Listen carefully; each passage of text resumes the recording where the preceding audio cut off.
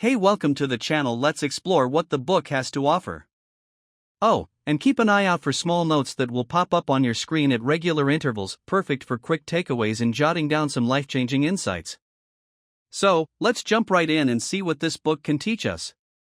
All right, so we're diving deep into Talk Like TED today, which, by the way, is a fantastic book if you haven't checked it out yet. Yeah, this book really breaks down what makes TED Talks so engaging. It's not just about the big stage presentations. It's about any time you want to get your point across and really connect with people. Exactly.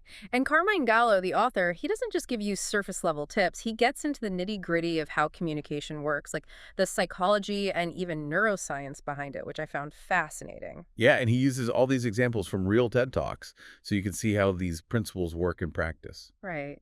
So let's jump in. One thing that really struck me was how much Gallo emphasizes the emotional aspect of a presentation. It seems like every successful TED Talk has that strong emotional core. Absolutely. And he starts by talking about passion, like how crucial it is for any speaker to be genuinely excited about their topic. Yeah, I can see that. When someone's really into what they're talking about, it just makes you want to listen, right? It's totally contagious, and there's research to back that up. Professor Melissa Cardin studied entrepreneurial passion and found that it's a huge factor in success. Oh, really? Yeah, it's not just about having a good idea. It's about the energy and commitment that comes with being passionate about something. Makes sense. So how does that apply to public speaking specifically?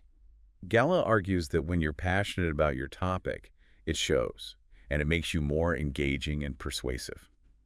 Like people can sense if you're just going through the motions versus actually caring about what you're saying. Exactly. It's that authenticity that shines through. It reminds me of Mathieu Ricard, the Buddhist monk who's known as the happiest man in the world. He gave this incredible TED Talk on altruism and compassion. Oh, yeah. I love that one. And you could just feel his genuine passion for the topic. It was so moving. Yeah, Ricard even said in the book that sharing these ideas brings him fulfillment because he believes they can benefit society. Wow, that's beautiful. And what's cool is that research has actually shown that passion can be contagious. What do you mean? There's a study by Professors Bono and Eiles. They found that when leaders express positive emotions like passion, they're more effective at influencing their audience. Oh, wow. So it's like their enthusiasm rubs off on everyone listening. Yeah, exactly. That's amazing. So finding your passion is step one, but then what? How do you take that passion and actually structure it into a presentation that people will remember? That's where storytelling comes in. Okay, I knew you were going to say that. Everyone talks about the power of storytelling, but why is it so important? Well, Gallo dedicates a whole section to it, and for good reason.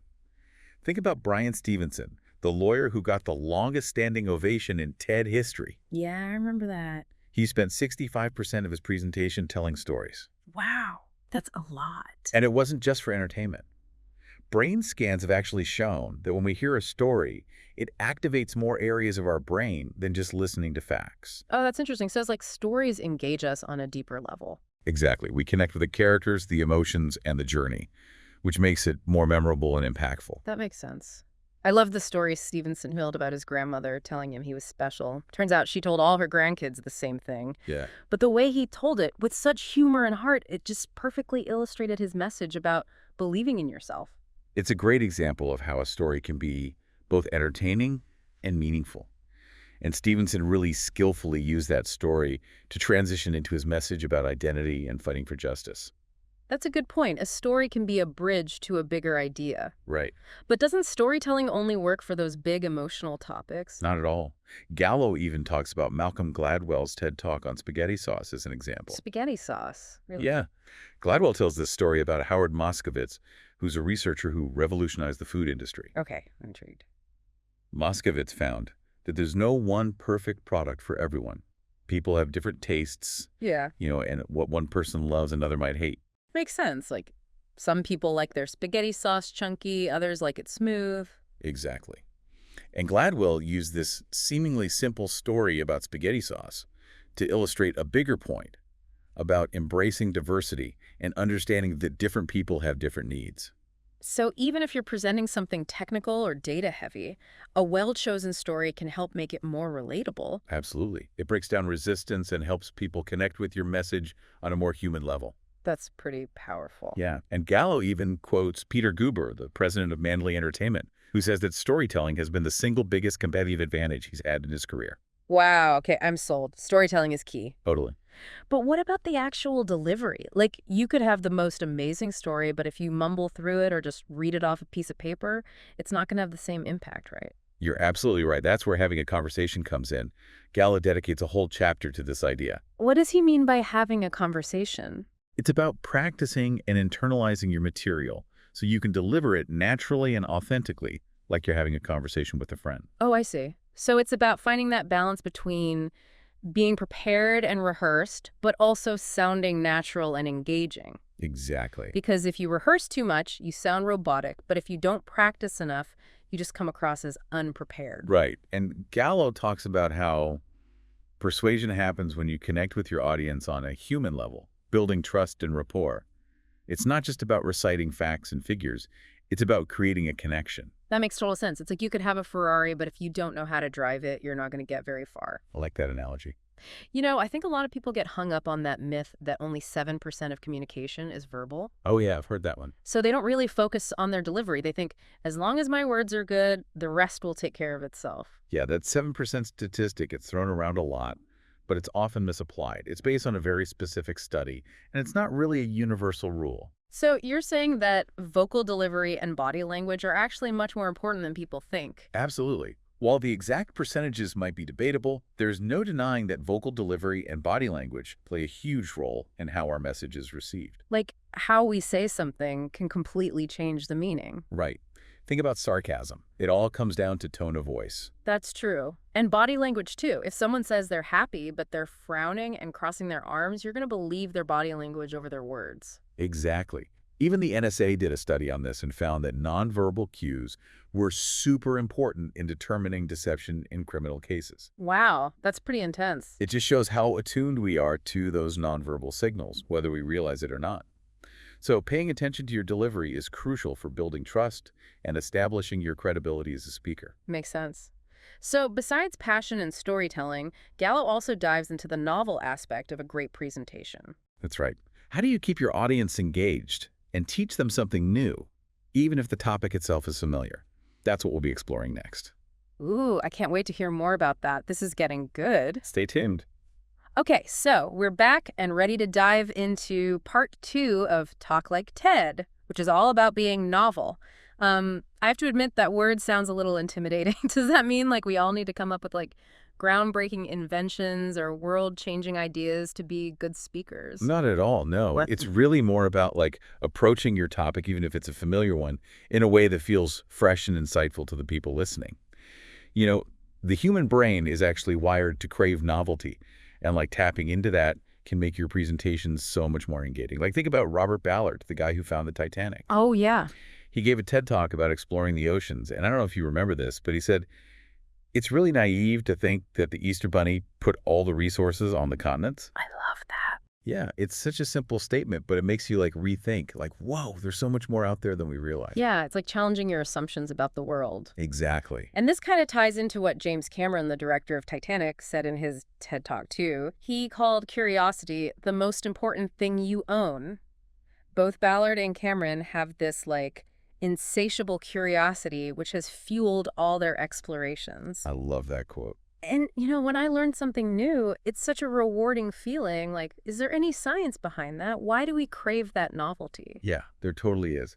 So John Medina, he's a molecular biologist, and he explains that learning actually releases dopamine, which is a neurotransmitter that's linked to pleasure and reward. Oh, wow. So we're literally like hardwired to feel good when we learn new things.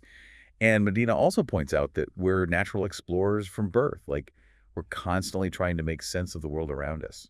Which makes sense. I mean, if you think about babies and how much they put in their mouth. Right. Right. Like they're constantly trying to figure things out. Yeah. And that makes me think about how we can make information, even like data or complex topics, more exciting by tapping into that natural curiosity. Right, because sometimes those topics can feel kind of dry, you know? Exactly. And like one speaker who did this brilliantly was Hans Rosling. He's the guy with the moving bubble charts. Oh, yeah, those were so cool. He had this really unique way of presenting data that made it feel dynamic and like almost like a story unfolding. I've always loved data visualization, but he took it to a whole new level. Totally. He used those dynamic charts in his TED Talks to show global trends in things like life expectancy and fertility rates.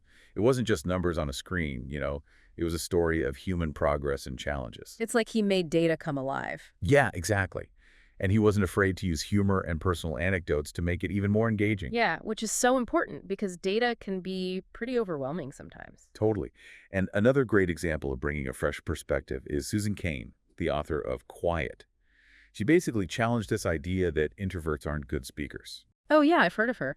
Yeah, in her TED Talk, she offered this whole new way of thinking about the power of solitude and introspection, which is something that's often undervalued in our culture. Especially in today's world where it's all about being outgoing and extroverted. Right, exactly. So hearing those perspectives that challenge the norm can be so refreshing, I think. Absolutely. It pushes us to grow and consider new ways of thinking. Yeah, I love that. So to bring this back to our listeners, what's the main takeaway when it comes to making our own presentations more novel? It's all about finding creative ways to present information, even if the topic itself seems familiar. Like maybe think about incorporating a surprising statistic or a thought-provoking question or like an unexpected visual element to just add that element of novelty. So it's like making the audience think, huh, I never thought about it that way before. Yes, exactly.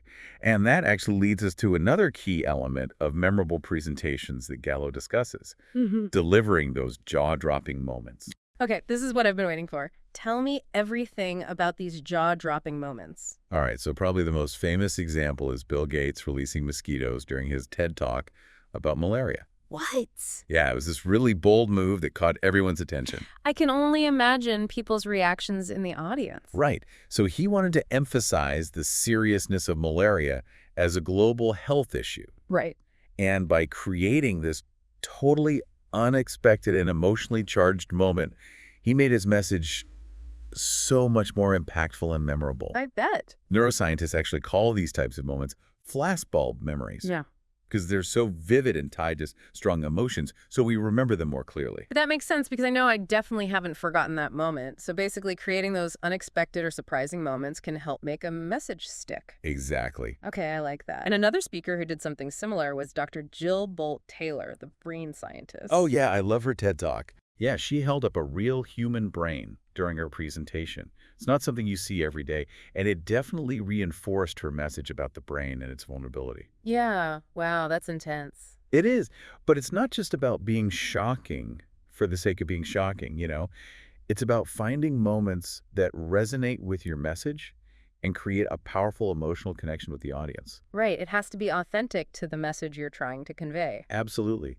And nobody mastered the art of creating those wow moments quite like Steve Jobs. Oh yeah, he was a master showman. Right. Like think about the launch of the first Macintosh in 1984 when he dramatically revealed the computer from a black bag, or when he pulled the MacBook Air out of a manila envelope to demonstrate how thin it was. Yeah.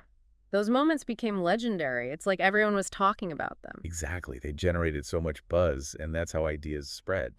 But do we all need to release mosquitoes or carry around brains to create those jaw-dropping moments? No, not at all. The key is to find what's authentic to you and your message, You can use props, demonstrations, unexpected reveals, personal stories, powerful visuals, all sorts of things. Like think about Mark Shaw, the inventor of Ultra Dry.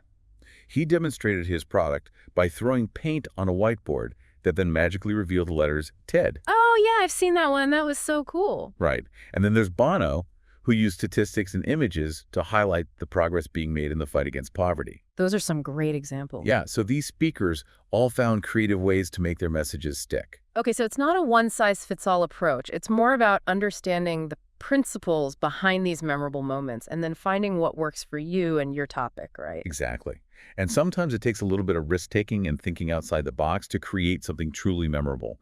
But the payoff can be huge because those moments have the power to really change hearts and minds. I love that. So we've covered a lot of ground here. Passion, storytelling, having a conversation, bringing in novel ideas, and creating those jaw-dropping moments. It's amazing how much goes into crafting a truly engaging and impactful presentation. Yeah, it's a lot to think about. It is. So what else can we learn from Talk Like TED? Yeah. Okay, so we've talked about passion, storytelling, and, how to bring novelty to your presentation. But how do you make sure those ideas actually stick with people? That's a great question. And Gallo calls this the memorable aspect of a great presentation. And one of the first things he emphasizes is brevity. Have you noticed how most TED Talks are around 18 minutes? Yeah, it's always so impressive how they pack so much information and inspiration into such a short amount of time. It's really intentional, you know? Chris Anderson, the TED curator, explains that 18 minutes is kind of that sweet spot. It's long enough to be serious, he says, and short enough to hold people's attention. Yeah, that makes sense. Our attention spans these days, right? Exactly. You know, Gallo introduces this concept of cognitive backlog. What's It basically means that our brains have a limited capacity for processing information all at once. Like there's a study by Dr. King, and he shows that it's way more effective to study information in shorter bursts over time rather than trying to cram it all in at once. Oh, interesting. And the same goes for presentations shorter. More focused presentations are easier for people to digest and remember. Yeah, it's like giving them small bites of information to chew on rather than overwhelming them with an entire meal. Exactly. And this actually connects to the idea of willpower depletion. So Roy Baumeister, the author of Willpower, he says we only have a limited supply of mental energy each day. And as we make decisions, resist distractions, our willpower gets depleted. So a long, rambling presentation just drains the audience's mental energy way faster than a concise one. Oh, totally. I can relate to that feeling of mental fatigue after a long day of meetings or presentations. It's like trying to run a marathon when you've already run a 5K. Totally. So think about when you're crafting a presentation, how to break down information into those smaller, more digestible chunks, like maybe use breaks, stories, videos, anything that gives the audience a chance to reset and refocus. Great tip. What about that rule of three everyone talks about? Does that play a role in making things more memorable? Absolutely. The rule of three is this classic communication principle, like it's been used for centuries. Really? Yeah. It's based on the idea that the human brain just loves patterns, and it can easily process information in groups of three. Think of it like a triangle, strong, stable. I like that. And one great example of this is Neil Pasricha's TED Talk, The 3 A's of Awesome. Oh, yeah, I've seen that one. So he uses 3 personal stories to illustrate his points about finding joy and meaning in life. It's such a simple structure, but it works so well. Right. And it's not just anecdotal. George Miller, his research on the magical number 7, plus or minus 2, actually found that the ideal number of items for short-term memory is closer to 3 or 4. So the rule of 3 actually aligns with how our brains work. So it's like hardwired into us. Yeah, exactly. And you see this rule of 3 used all the time in successful TED Talks, like Don Norman, Tom Wujek, V.S. Ramachandran. They all use it to structure their presentations.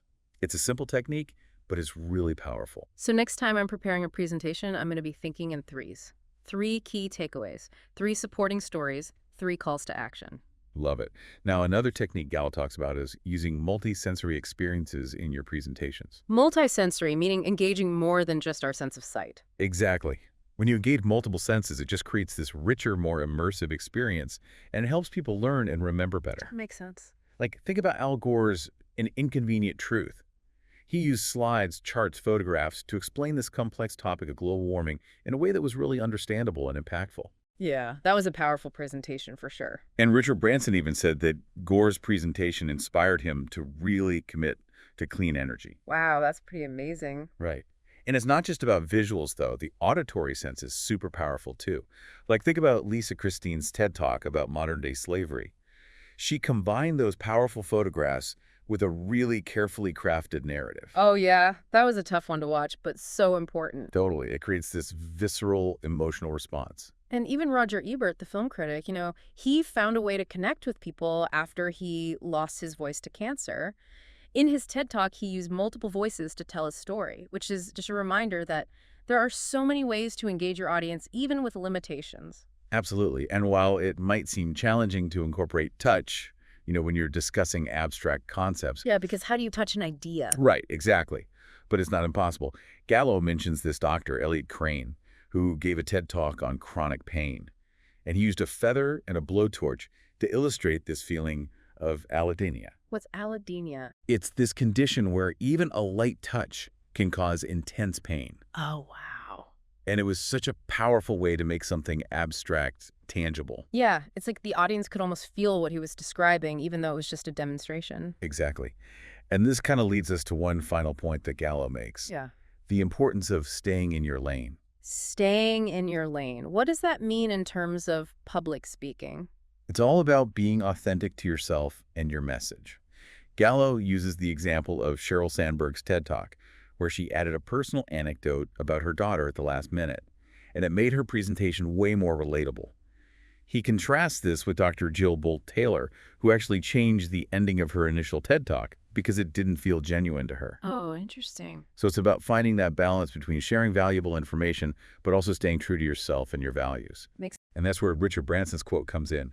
It's all living, you know?